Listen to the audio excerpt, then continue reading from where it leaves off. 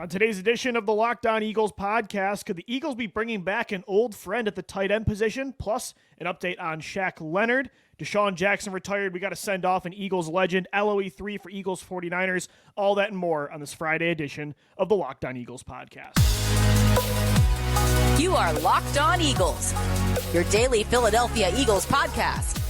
Part of the Locked On Podcast Network, your team every day.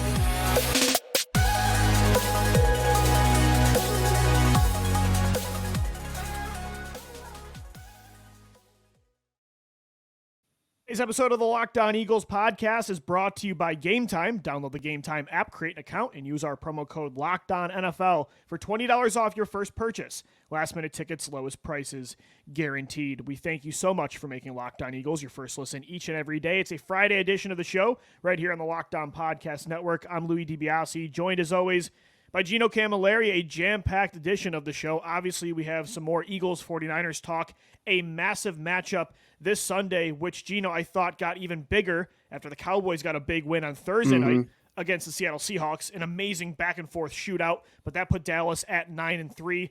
Dak Prescott's looking incredible. They have the Cowboys in a few weeks, so this game got all that more important. For the Eagles, though, Gino, it does look like they could still be bringing in some more help. The NFL trade deadline, it's been weeks removed. They made their big trade of getting Kevin Byard. They even brought in Julio Jones, but those veterans that are kind of getting buyouts now and looking to hop on teams and try to get that one last ring, that's a trend that's going on in the league right now. Shaq Leonard was waived from the Colts last week. He met with the Eagles on Wednesday, and now an old friend, Zach Ertz, has been granted his release from the Arizona Cardinals. He has to clear waivers, but that's a reunion not just from a nostalgic perspective. That would be a great story, but I think it makes so much sense for the Eagles too, right? I mean, I just think from an actual schematic and fit on the field, I think the Eagles should be all in on bringing Zach Ertz back.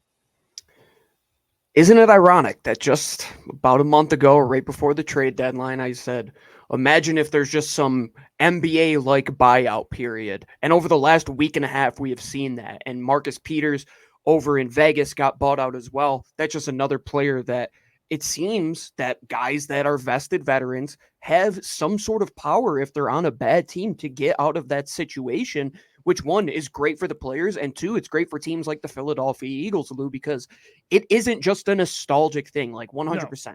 Bringing back 86 would be great. I got 3 Zach Ertz jerseys sitting in my closet right now, 2 of which are my wife's. She loves him. She's her favorite player ever. I think a lot of people would feel the same way. But at the same time, they do not trust anybody at the tight end position outside of Dallas Goedert. And they're justified in that feeling. 100%.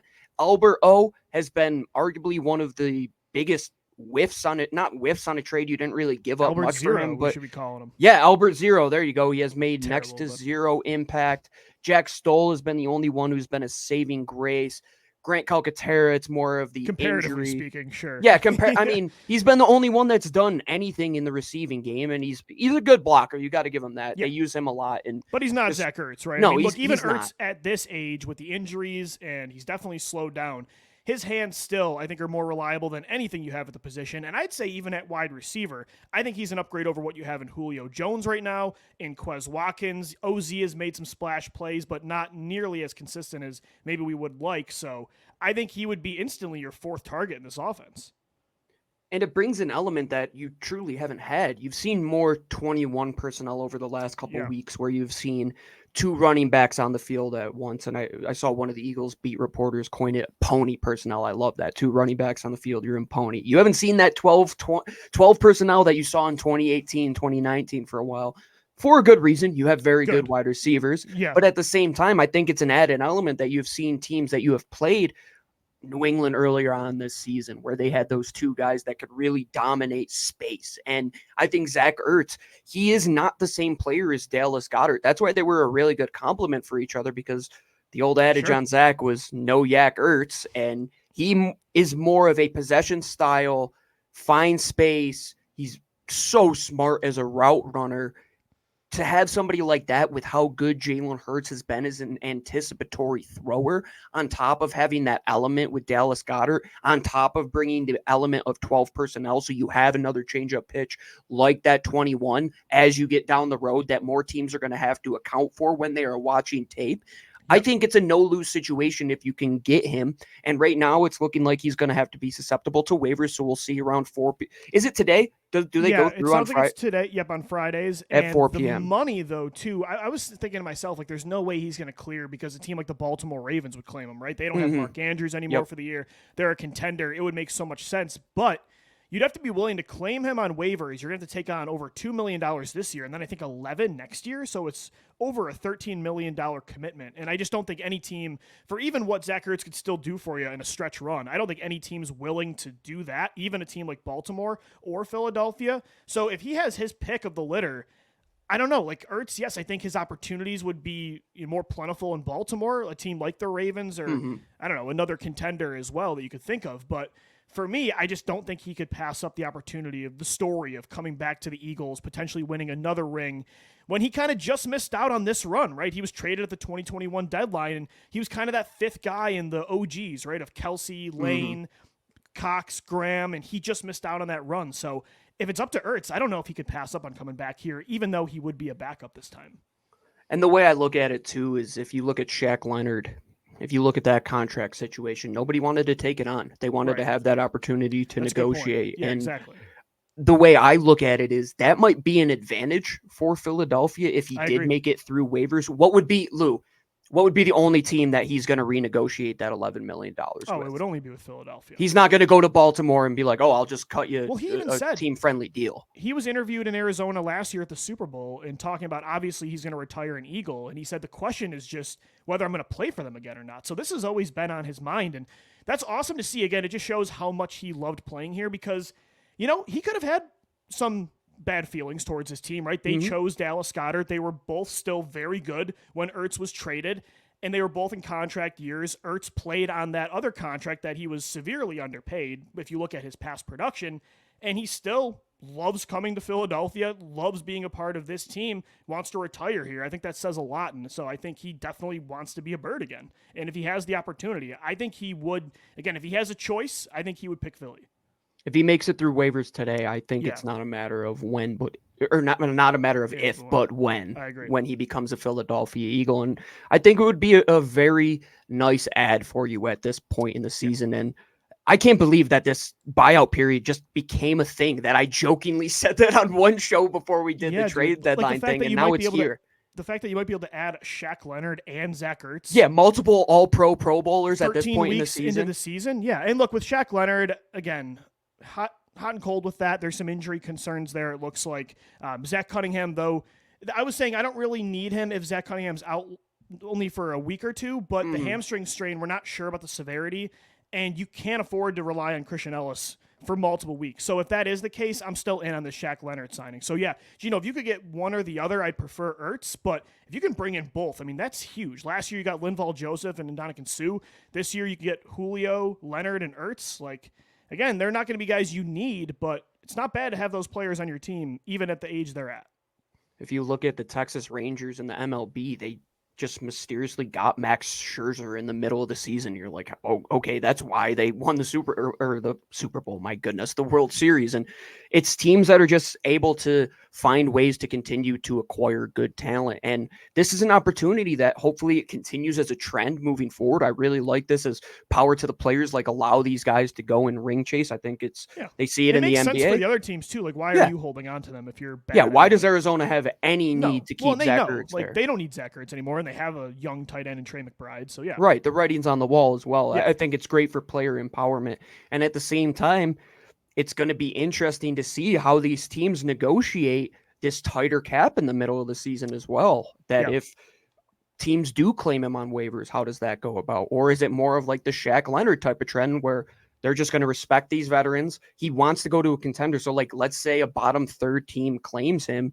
He's not going to be happy. Like, does he even report? Yeah. Does he just retire at that point? He's probably telling teams, I'm not playing for you if you're not in the playoff hunt. And I'm not going to Vegas. Teams are smart. Vegas is not going to claim Ertz with that kind of money, again, with the player he is right now. So, again, I think it's great that the Eagles don't need 12 personnel anymore like they did when they had Goedert and Ertz. But, it would be nice to have that luxury of getting to use that personnel package at least somewhat and have the defense be a little concerned they could still throw the football. And you don't have that threat with Jack Stoll. This version of Zach Ertz, I think you could still have that threat. So, I'm all in on that reunion. So is Gino.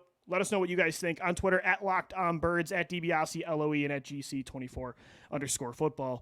It's funny that we're talking reunions today because DeSean Jackson just retired as well. Gino, we got to send off an Eagles legend coming up next right here on the Locked On Eagles podcast.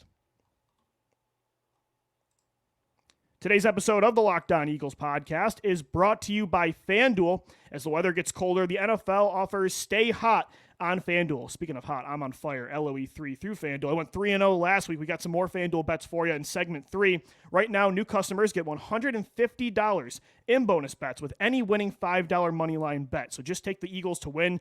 You would have hit 10 times out of 11 this year. That's $150 back if your team, and they're gonna, the Eagles, get a win. If you've been thinking about joining FanDuel, there's no better time to get in on the action. The app is so easy to use. There's a wide range of betting options, including, of course, money lines. You got spreads, player props, over-unders, all that and more. So visit FanDuel.com/lockedon today and kick off the NFL season. FanDuel, the official partner of the NFL.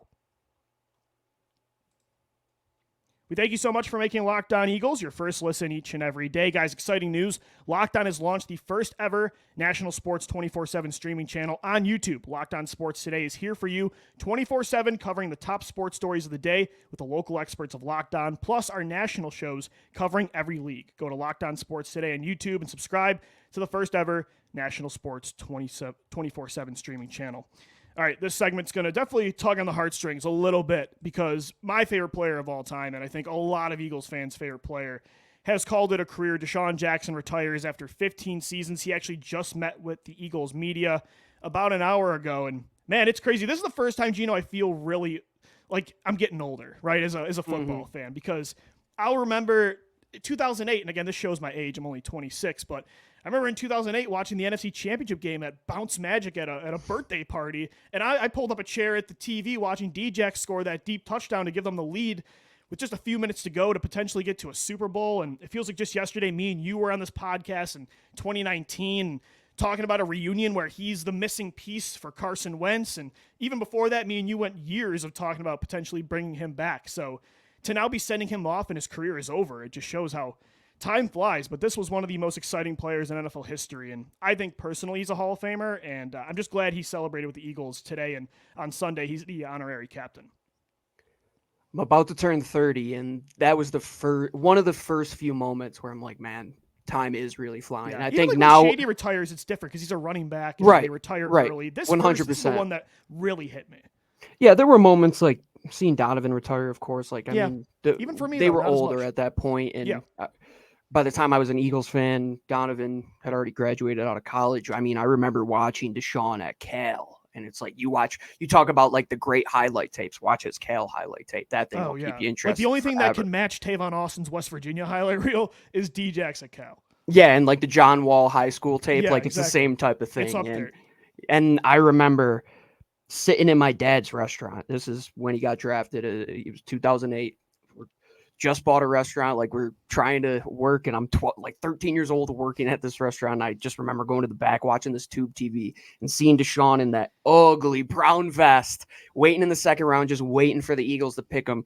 Trevor Laws goes 2 picks before him. The Eagles get him, and it just felt like they got somebody that really resonated with the identity of Philadelphia, man. You hear his story and his backstory, and we know all that BS that was written about him back in the day. But I mean, dude, the dude grinded, and like his only way out was football. And he wasn't the prototypical 6'5" guy. And he was saying that today. He's like, I just had to lean into what I knew. And he's like, I'm little, I'm fast, and I can outrun people. And if I can continue to do that throughout my career, he's going to put together performances like you saw in that 2008 NFC Championship game. And that one just pass from Mike Vick on the quick out, and he just takes Dallas, it and goes against Dallas and falls back into the end zone. And even the plays from Carson Wentz, it's like those little moments where it all tied together. And he to me, when Brian Dawkins left, I was trying to find that next, like, who is the identity of Philadelphia. And it really felt DeSean, it really felt like I'm going to crap talk you all game, and I'm going to go and back it up. And it felt really the identity of why we loved this he loved team being for an so Eagle. long. And it's why he kicked our butt for so long afterwards, because he was so upset that Chip Kelly got rid of him, unjustifiably so. And I think that's why he came back, because even though Chip got rid of him, he still loved Philadelphia so much that when Chip was gone, he wanted to be an Eagle again. In 2016, he said, I might come home. And then, or I think it was, 2016, and he eventually comes back 3 years later. So, yeah, he loved being an Eagle, and I don't know how he wasn't one of your favorite players. This was one of the most electric players in the history of sports. I've never seen, there's only so many players, Gino, that could just change the game with one touch of the football. All it took was one ball. And what one receiver needs 8 catches for, he could do with one reception. And that was just such a lethal weapon to have. What you see with Tyreek Hill now in Miami, that's what the Eagles had for a very long time. And I think he is a Hall of Famer. Because to me, if you're the greatest of all time at something, you should be in Canton. And he, to me, is the greatest deep threat of all time. The most 60-plus yard touchdown receptions. He's second in 50-plus yard touchdown receptions, just a few behind Jerry Rice. He's one of the greatest punt returners ever. My definition of a Hall of Famer is, can you tell the story of football without this guy? And I don't think you can tell the story of the NFL without DeSean Jackson. Is Devontae Smith a Philadelphia Eagle today without DeSean Jackson setting the precedent of an undersized wide receiver who's faster, can attack the ball, can run routes? And he was asked that question in his press conference. As a route runner, he became an elite route runner later in his career. People that's don't why give him we enough credit for that. Go back on this show. That's why we wanted to bring him back. We were saying, what does this offense need? It's somebody that could just get in and out of their routes, just sink their hips faster than anybody. And you go back and watch his highlights. Why was he such a great deep threat? Dude, he's separating 7 yards past guys, and all you had to do was put that in a bucket. And is Tyreek Hill even a thought for Andy Reid if he didn't have DeSean Jackson? That's a great point, yeah. Does he have a guy that has never been tested separating against man-to-man, really, and just has used his speed and transform said player into, like you're saying, somebody who can transform the game? And you can't tell the history of football without him, and you definitely can't tell the history of the Philadelphia Eagles without him, because you're talking about some of the greatest moments of all time from this guy. You're talking about the NFC Championship game where he's a rookie and he puts that team on his back and brings them back into the game, and the miracle at the Meadowlands, hearing his story. Yeah. Did you hear his story today that he said he fumbled it on purpose? He's like, I did it on purpose so I could just change the lane. I don't know if I believe him, but it did allow him to take a step back. He's smart, man. He's no dummy. I think that's bold today, if that's what he did, though. That's an incredible story if it is true. But even Gino, there was just so many huge moments.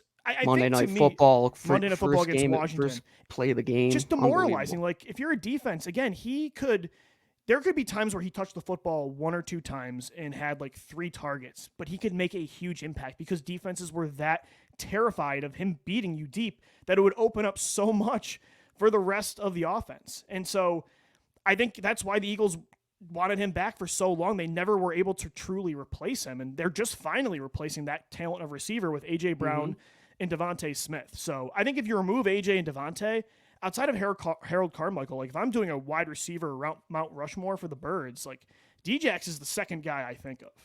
He's got to be on there. Tommy McDonald, Mike Quick, D-Jax is number 2 for me, and you can make the argument for number 1. That 2013 offense was something that really also revolutionized the sport. It really was revolutionizing what was going on in football at that time, and a lot of it had to do with number 10. And I know he's 8 years older than me, but I felt super proud hearing him talk today, and just hearing his evolution of dude, there was so much press conferences from 2011, and it was just very different. Yeah, it was. And dude, he got so much nonsense written about him, and he never had any ill will towards the city of Philadelphia, because he just had that connection, and he knew that we cared about him. He knew that Andy cared about him. He knew that Howie cared about him. He knew that Jeffrey cared about him. And those are the things that, when we talk about the special moments in Philadelphia Eagles history, that the talking heads will never be able to replicate. Something that I hope that is resonating through this microphone and through YouTube right now, is when you heard him talk today, you felt exactly what he was feeling. You felt those moments. You felt how proud he was to don the winged helmet each and every week. I think he's a prime example of the value of drafting a kid and then watching him grow up with your team and becoming a star. Homegrown talent that's not the only way to build a roster, but it truly is more enjoyable seeing a guy become a star when he's the guy that you picked, right? I think that's why it's so special, the bond they have with Jason Kelsey and Brandon Graham and Fletch and Lane. And we talked about Zach Ertz in segment 1. Like, D-Jax was one of those guys too. And I really wish he could have had the confetti fall on him in Philly. I was really hoping one day that could happen. But I will say, like, there were some incredible moments. And for me, honestly, my favorite one was actually the second stint, which was very disappointing because he just could not stay healthy. But that week 1 in 2019, I'll never forget it, where he has 8 catches for over 150 yards, 2 deep touchdowns, the reason you win that game. And it's like, again, for so many years, we kept saying he's the missing piece. And then to see him in his first game come back and confirm that was just, and it felt like you were a kid again, because it was years since you'd seen him in Midnight Green doing those plays. And it's like, I feel like I'm a 12-year-old all over again. So that to me, there's so many D-Jack moments, but that was number 1 for me, is 2019.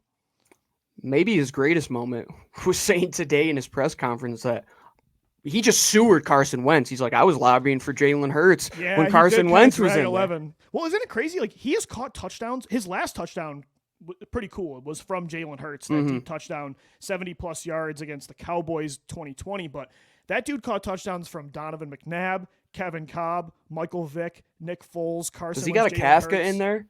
I don't think he got Kevin. He has a Vince Young touchdown, though. Oh, yeah. There's got to be one random in there. So almost every notable Eagles quarterback you can think of, he caught touchdowns from. It's kind of crazy. In the 21st century, 100%. Yeah. And you can't tell the story of Philadelphia Eagles football without him. He's going to be in the rafters of Lincoln Financial Field and whatever stadium is to come after that. And I hope he gets that gold jacket, because I'm with you, Lou. He deserves it. I don't know if he will, but I think he revolutionized the deep game. I mean, how many of the Tyler Lockett's of the world, like how many of these guys are players without DeSean Jackson? That wasn't a position.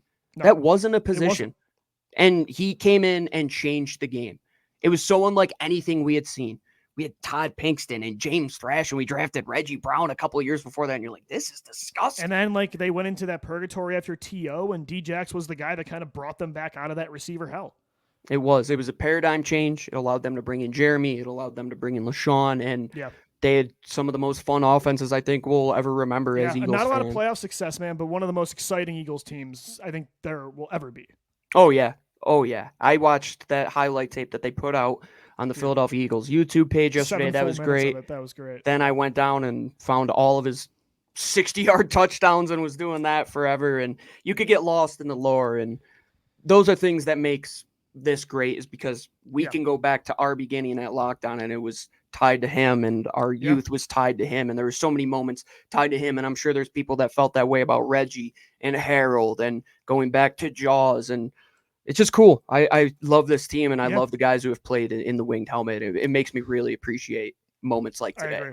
Can't believe it, but DeSean Jackson retires, 15 years, an incredible career in the NFL, especially with the Philadelphia Eagles. Let's get back to 2023, though. Coming up next, Eagles 49ers this Sunday. We got player props for you right here on the Locked On Eagles podcast. Before we do that, we have a message from our friends over at Game Time. Game Time, if you don't know what it is by now, what are you doing? They're out there giving you the most seamless way to acquire tickets. You could see, if you're watching on YouTube, I am donned in my Oregon garb. There's a lot of Ducks fans that are in Vegas. Let's just say you're in Vegas right now. You don't have a ticket to the game. Well, I'm going to hook you up.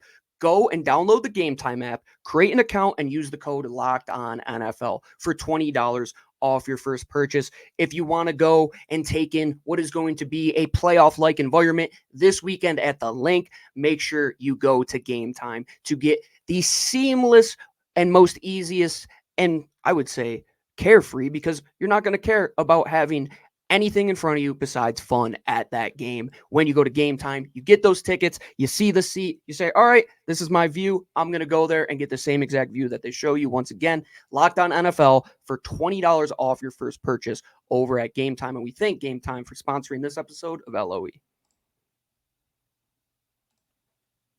All right, Eagles fans, thanks so much for making Locked On Eagles your first listen each and every day. We're wrapping up a Friday edition of the show, one final podcast before Eagles-Niners this Sunday. And Gino, it's time for LOE3, which is always presented by FanDuel, the official sports book of the NFL, and the Locked On Podcast Network.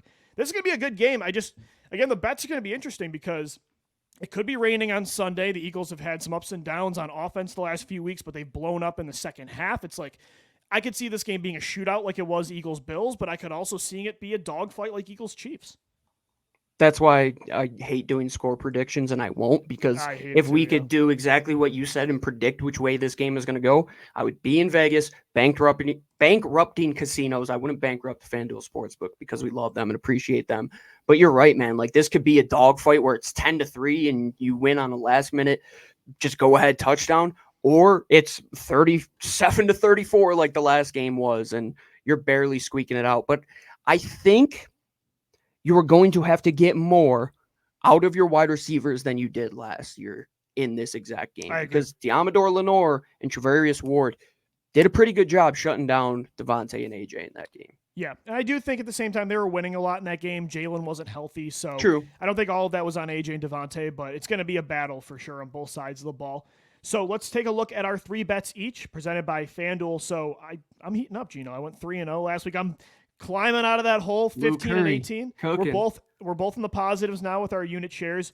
You went 1-2, so let's try to keep it rolling here. Eagles, Niners, and let's start with our first bets. We both have a Jalen Hurts bet. You have an anytime touchdown score, which I love. Get on the board. Like, that is the best advice, honestly, is this bet, which we don't do a lot here because it's almost so obvious, but we're trying to win our listeners money, and this is the bet to do. I mean, he always scores rushing touchdowns. I think I'm just going to have to do this like an offense. I'm going to have a flat, an intermediate, and a deep shot. This is my flat route. Like, I know it's going to be there. It's my check down. Jalen's probably going to cash. You're not going to win a lot of money, but you're going to keep yourself afloat. But you're going to be in the positives. Yeah, I agree. This might be one too, Lou, where you're deep in the red zone and you're not even at the 1, but San Fran, they want to send a lot of pressure, and Jalen just a little zone read. They send the pressure a little too far. They overrun the pocket. Jalen could have a walk-in touchdown like he did last week against Buffalo to walk it off. But at the same time, they're going to have opportunities in the red zone, and they've been effective. They've been 100%. And who has it been on the back of? Number 1. I'm going to take Jalen Hurts to have over. I'm going to do a parlay here for my first bet. Jalen Hurts over 239.5 receiving, or I should say passing yards. Brock Purdy, the under on 254.5. I've been saying all week, I think the big difference in this matchup is Hurts over Purdy. So I'm going to put my money where my mouth is. Did I say that right? Oh, yeah, you're right. plus 238. I'm going to take Hurts again, the over on 239.5, Purdy, the under on 254. Weather. Brock Purdy in the rain. Just go look at the record. And Jalen showed the last 2 weeks he can throw in the rain when he gets hot. He could throw in monsoons. Those conditions were terrible. Completion of his career in conditions like that last week. Most improbable touchdown. Touchdown, my bad. Okay. Touchdown. That makes sense. 3 more that I actually saw one of the top 3, the Moss over Patrick Surtain in Denver, which is pretty crazy. But no, I'm with you there, Lou. I think Jalen is just going to continue to throw this ball. I think those yards, a lot of them might be picked up through that yards after the catch area, especially with Dallas Goedert coming back. He was practicing today. He's practicing today, yep. There you go. Get that ball out quick. Don't allow Jalen to get hit, which is going to be something that is going to be a big issue if they continue to allow him to hold that ball for 3.x amount of seconds. But I don't think he's going to shy away from chucking this thing down the field. My second bet is with A.J. Brown. I think he's going to bounce back. He's been quiet the last few weeks. It's been the Devontae Smith show. Defenses are really, I think, honing in on stopping number 11, but I think he bounces back. The Eagles are going to, I think, have a more conceded effort of getting him the football. I'm going to go the over on 5.5 receptions at minus 138. And then you have a combo bet here of A.J. Brown and Devontae Smith to combine for 200-plus receiving yards at plus 480. And again, I like these bets. Yes, they were quiet in the NFC title, but I think it was more of a circumstance thing than it was actual execution from our top 2 receivers.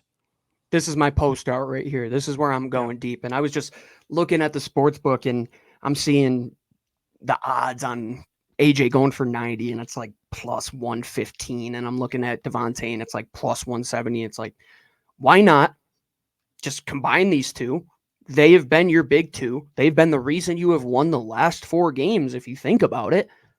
And like you said, I expect them to make a more conceited effort to try and push that football down the field. And especially Brock playing all 4 quarters, if they're putting up points, you're going to have to as well.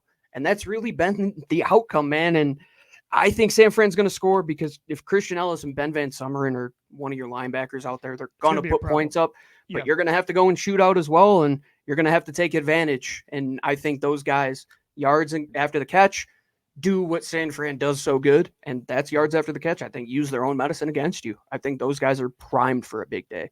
And then we both have one final bet here. DeAndre Swift, we're taking receiving bets here. We both have the over on 17.5 receiving yards. I parlayed it as well with over 2.5 receptions, which is at plus 106. Your bet's at minus 114. I don't know, Gino. Like, they keep giving Swift these low receiving numbers on FanDuel, and I'm going to keep hammering them. Last year, I kept trying it with Miles Sanders, and it never worked, but Swift has had some explosive plays through the air the last few weeks, and again, he just needs 3 catches to hit this parlay for me, and I don't know. I think 1 catch can go for over 17.5, so I'm gonna take that every day. I think one thing that Bryant Johnson wants to get back to this week is going back to that Kansas City game, how far and how quickly up the field that front got. Yeah. How successful were those DeAndre Swift screens, getting that ball out quick and allowing just your offensive line to pull out there and get in space. I think they try to utilize that as well. One player that they're going to have to eliminate somehow is Fred Warner. I say try and get Jason Kelce or one of those guys up to the second level to try and get him out of the way, try and make him miss. Let your guys get to the second level. I think it's whoever dominates space this game, whoever takes it away on defense, and whoever owns it on offense is going to win this game. It's going to be fun. NFL, you're welcome once again. And I have one final quote, and this is from FanDuel. They just put out a tweet right before this. It was Dak versus Jalen. Who can win the MVP? I said this. The Heisman race will probably be settled tonight in the Pac-12 championship between Michael Penix and Bo Nix, and I would assume that the MVP race is decided in 8 days from now when the Philadelphia Eagles go and take on the Dallas Cowboys. Got some big matchups coming up. We start with Eagles 49ers this Sunday. We've got the post-game show coming up for you right after the game, so make sure you subscribe to Locked On Eagles wherever you get the show and on YouTube as well. Speaking of YouTube, guys, Locked On has launched the first ever national sports 24/7 streaming channel, so make sure you subscribe to Locked On Sports today. They're here for you 24/7, covering the top sports stories of the day with the local experts of Locked On, plus our national shows covering every single league. That's going to do it for today's edition of Locked On Eagles. For Gino Camilleri, I'm Lou DiBiase signing off. As always, thank you for downloading, thank you for watching and listening, and let's go Birds. Fly, Eagles, fly.